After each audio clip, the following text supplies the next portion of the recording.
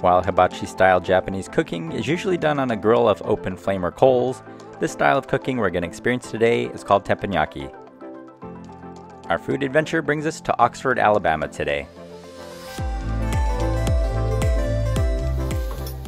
Screaming hot stainless steel grills, that's known as teppanyaki-style Japanese cooking. It's nothing but simple, sorta healthy, but 100% delicious. Not only is it dinner, it's also a show.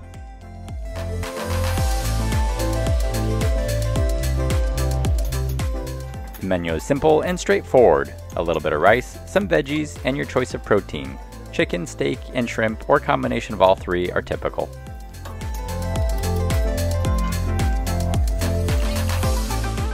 You can find these types of places all across the country, from the plasticky fake streets of Los Angeles to the swamps of Disney World in Florida, or here, a laid-back southern town in Oxford, Alabama, where you'd find the driver of an 18-wheeler taking a dinner break before hitting a little shut-eye on the open road.